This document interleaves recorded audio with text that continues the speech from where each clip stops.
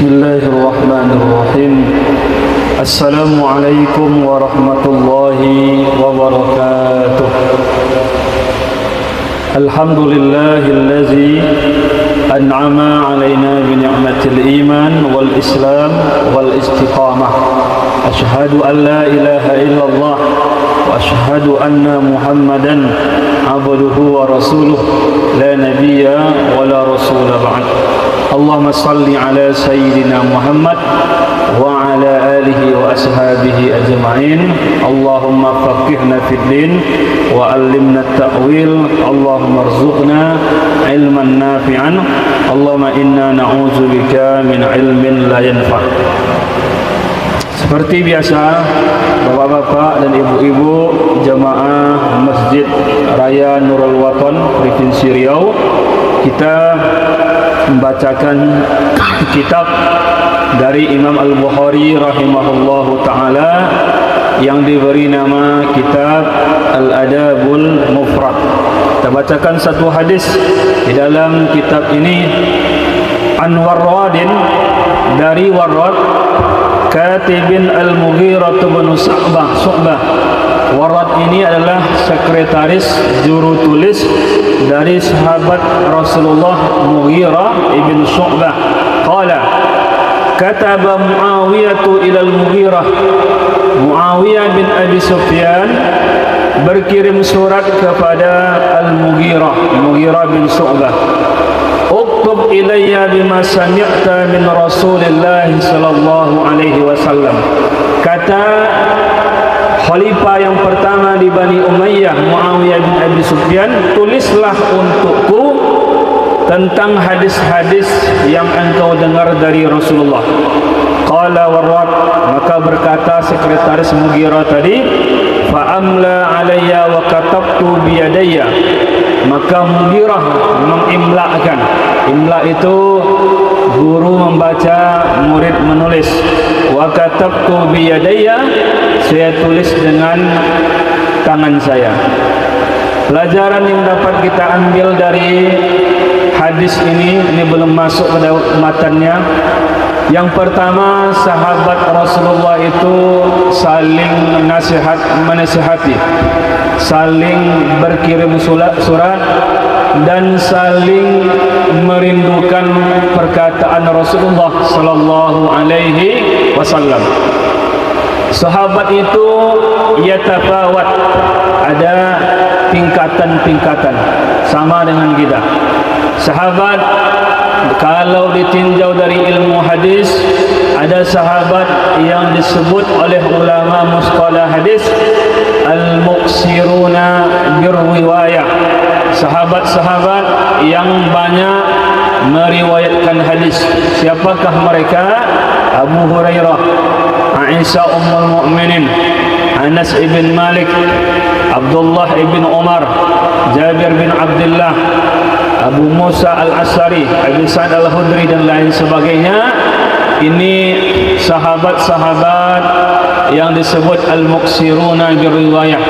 Ada sahabat kelompok yang kedua, al-muqilluna birriwayah, sahabat-sahabat yang sedikit meriwayatkan hadis, seperti Khalid bin Walid, termasuk mungkin juga Muawiyah bin Abi Sufyan dan beberapa khalifah. Di ketika terjadi penyakit taun, Umar bin Khattab tidak mengetahui apa yang dilakukan, maka dibacakan hadis oleh Abdurrahman bin Auf. Maka setelah itu Umar bin Khattab setuju dengan hadis yang dibacakan oleh Abdurrahman ibn Auf. Jadi begitulah sahabat saling menasihati untuk mendapatkan ilmu dan meminta nasihat dari sahabat-sahabat yang banyak ilmunya, terutama periwayatan hadis dari Rasulullah sallallahu alaihi wasallam. Di dalam kitab Mu'jam Al-Kabir karya Imam At-Tabrani, beliau menambahkan lagi ada satu golongan sahabat man la lahu riwayatun. Ada sahabat itu tidak pernah satu hadis pun dia riwayatkan dari Rasulullah sallallahu alaihi wasallam. Itu pelajaran pertama, sahabat saling nasihat menasihati. Yang kedua, seorang khalifah Bani Umayyah Muawiyah bin Abi Sufyan sangat rindu nasihat dari ulama. Itulah yang harus kita tanamkan kepada pemimpin-pemimpin kita, pejabat-pejabat kita, supaya mereka tidak terlalu jauh dalam menjadi pemimpin, supaya mereka tidak terlena ketika semua berada di tangannya. Selayaknya mereka mendapatkan nasihat-nasihat dari ulama-ulama, supaya mereka bertindak, membuat kebijakan yang tidak melanggar syariat dan tidak merugikan masyarakat dan rakyat kita. Jadi seorang khalifah saja mau dia berkirim surat untuk mendapatkan nasihat dari sahabat-sahabat yang banyak meriwayatkan hadis dari Rasulullah sallallahu alaihi wasallam. Isi surat tersebut, inni sami'tuhu, kata Mughirah bin Syu'bah, saya mendengar Rasulullah yanha an kasratis su'al wa idha'atil mali wa an qila wa qala. Saya mendengar Rasulullah melarang 3 hal, kata Mughirah bin Syu'bah. Yang pertama, banyak bertanya atau banyak meminta. Kita tidak boleh banyak meminta kepada orang lain, padahal kita belum sanggup. Meminta jabatan, meminta pekerjaan, padahal kita belum layak mendapatkan pekerjaan itu. Maka jangan dipaksakan, meskipun yang di atas itu keluarga kita yang harus mendapatkan jabatan. Ini tidak dibolehkan oleh Rasulullah. Meminta-minta di jalanan padahal kita masih sehat, meminta-minta juga itu dilarang. Banyak meminta dilarang oleh Rasulullah. Yang kedua, makna kasratis soal, banyak bertanya. Sekarang banyak orang bertanya, tapi pertanyaannya tujuannya dunia. Pertanyaannya bukan untuk diamalkan. Pertanyaannya untuk mengadu domba. Pertanyaannya untuk mencari celah, hilah, supaya hukum itu diturunkan. Apa hukumnya Ustaz? Hukumnya haram, kata Ustaz. Dia bertanya lagi supaya Ustaznya menurunkan hukumnya kepada makruh. Maka ini kalau tujuannya tidak baik, banyak bertanya dalam kondisi seperti ini dilarang.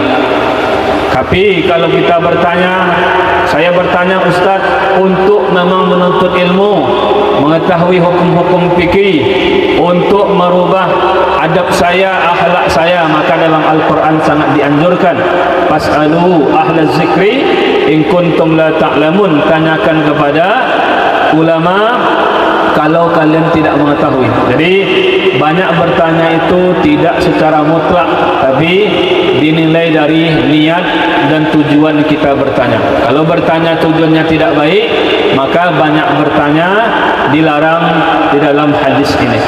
Yang kedua, wa idha'atil mal, menyia-nyiakan harta.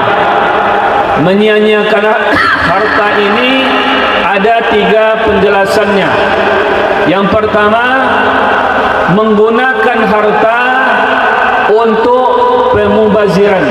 Kita duit banyak, harta banyak, aset banyak, tapi digunakan untuk yang mubah, tapi yang mubah ini sudah keterlaluan, itulah pemubaziran.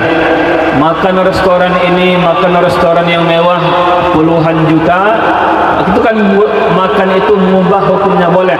Tapi kalau sudah melampaui batas, yang boleh pun bisa jatuh kepada keharaman. Kita setiap orang hanya punya mobil satu, bisa bawa mobil satu, tapi dikumpulkan banyak mobil di rumah dan mobil itu hanya dipajang, itu juga pemubaziran. Itu tidak dibolehkan, sama dengan menyia-nyiakan harta. Apa salahnya mobil itu ya dijual, ya diberikan kepada pengurus masjid, dijadikan ambulan, atau diberikan kepada panti asuhan dan lembaga-lembaga lain yang memang membutuhkan. Di situ letak keberkahan harta kita. Di menggunakan harta untuk hal-hal yang mubazir dilarang. Atau yang kedua, menyia-nyiakan harta itu juga termasuk menggunakan harta untuk perkara maksiat haram. Allah berikan rezeki banyak tapi untuk selingkuh. Allah berikan rezeki banyak, duit banyak untuk judi online. Allah berikan duit banyak tapi untuk narkoba. Maka ini termasuk menyia-nyiakan harta. Yang ketiga, harta banyak, aset banyak tapi tidak dijaga. Punya tanah tapi tidak dilihat. Punya kenderaan, motor, mobil tapi tidak diservis, tidak diperiksa, dibawa ke bengkel, dibiarkan rusak begitu saja. Punya rumah pun tidak dijaga, apalagi punya istri tidak dijaga. Maka ini juga termasuk pemubaziran juga atau menyia-nyiakan harta.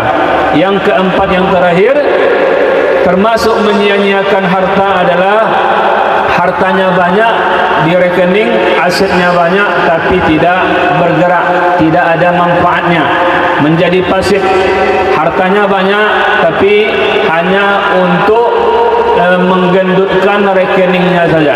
Padahal dalam kaidah disampaikan oleh orang-orang Arab, fil harakatil barakah, fil harakatil barakah, setiap bergerak itu ada keberkahan. Maka harta kita, kalau harta itu diam saja, di situ tidak ada keberkahan.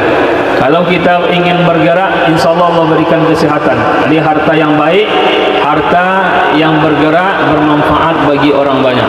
Jadi kalau sekarang masih menggunakan harta untuk disimpan saja, maka berpikirlah, kapanlah kita membantu agama Allah, kapanlah kita membantu saudara-saudara kita. Padahal dua hal inilah Allah turunkan pertolongannya kepada kita. Kalau kalian tolong agama Allah, Allah tolong kalian. Kalau kalian menolong saudara kalian, maka Allah juga menolong kalian.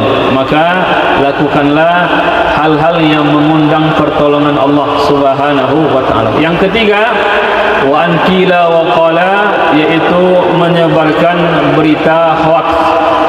Nanti kita pilkada jangan sampai beda pilihan, mudah saja kita memfitnah calon yang lain. Jangan sampai persatuan kita sebagai sesama umat Islam ternodai. Sesama orang Riau, sesama orang Pekanbaru, orang Indonesia ternodai hanya dengan tradisi sekali 5 tahun. Di negara kita ini mahal sekali, dengan hanya mengorbankan dengan nafsu syahwat sekali 5 tahun. Maka bijaklah memilih, jangan terlalu baper. Ini hal yang biasa kita lakukan. Jadi kita doakan calon-calon yang ada sekarang adalah calon-calon yang baik.